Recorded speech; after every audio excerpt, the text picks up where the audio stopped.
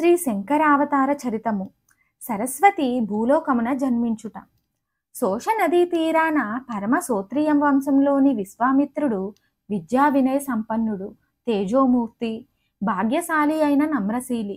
అతిథి అభ్యాగతులను ఆదరిస్తూ బంధుమిత్రులకు ఏడుగడయై ఎల్లరి మన్ననలను పొందుతున్న గృహస్థ గ్రామని. లేకలేక పుట్టింది ఆ ఇంట వంశపావనిగా సాక్షాత్తు సరస్వతీమాత. తెల్లని మేని ఛాయతో, దివ్య తేజస్సుతో, పద్మపత్రాల వంటి కన్నులతో చూపరులకు అద్భుతంగా కనిపిస్తూ వెలసినదా చదువుల తల్లి. శుక్లపక్ష చంద్రునిలా దినదిన ప్రవర్ధమానయై ఆ బిడ్డ పసితనంలోనే చూపించిన తెలివితేటలు ప్రజలకు మిక్కిలి అబ్బురంగా అనిపించాయి. ఆ బిడ్డను తడవు లేకుండా ఉభయభారతి అనే సార్థక నామంతో పిలిచినారు. యుక్త వయస్సు వచ్చాక ఆమె తనకు కాబోయే వరుడెక్కడ ఉన్నాడో తెలుసుకోవాలన్న తపన మొదలయ్యింది. విశ్వామిత్రుని ఇంటికి ప్రతిరోజు విప్రవర్యులు దూరదేశాల నుండి వచ్చేవారు.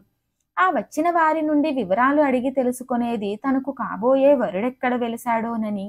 జాడ తెలియక అలమట పడేది.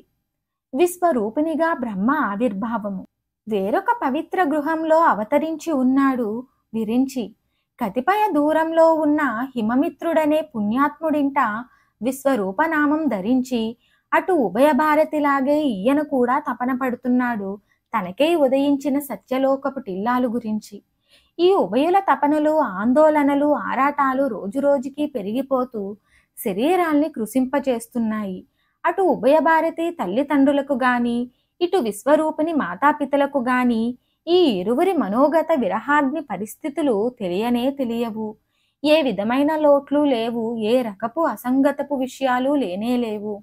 ఆకలి దప్పులు లేని విధంగా ఏదో విధమైన బెంగ ఆవహిల్లి వారిద్దరి దేహాలను కృంగదీస్తోంది. పెద్దవాళ్ళకి ఏమీ తోచగా బిషగ్వరులను రప్పించి చూపించారు. కారణం ఎవ్వరికీ అవగతం కాలేదు. ఒక్క విషయంలో ఇరువైపుల వైద్యులు ఆయా చోట్ల ఒకే నిర్ణయానికి వచ్చారు. అచట విశ్వరూపినికి ఇక్కడ ఉభయ భారతి గురించి ఏ రుగ్మత లేదని తేల్చి చెప్పారు. అయినా తల్లిదండ్రులకు చింతపోలేదు. అక్కడ హిమమిత్రుడు పుత్రుణ్ణి చేరదీసి, నాయనా, నువ్విలా చిక్కుపోతుండడం చూడలేకపోతున్నాం. నిన్ను వేధిస్తున్నది, బాధిస్తున్నది ఏదైనా ఉందా? దాచక చెప్పు అని అడిగాడు. అదేవిధంగా ఒకనాడు విశ్వామిత్రుడు ప్రియపుత్రికను చేరదీసి, అమ్మా, నిన్ను మనస్సు వికలం చేస్తున్నదేమో చెప్పు.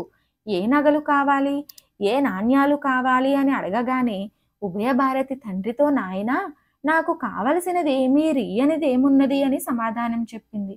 ఒకనాడు హిమమిత్రుడు ఊరకుండలేక తనయుణ్ణి నిర్బంధంగా అడిగాడు దాచక కారణం చెప్పమని. ఇక దాచి లాభం లేదని తెలుసుకున్న విశ్వరూపుడు తండ్రి దగ్గర తన వ్యధనంతటినీ వెల్లడించాడు. నాన్న, సోన నదీ తీరంలో విశ్వమిత్రుడనే బ్రహ్మణోత్తముడున్నాడు.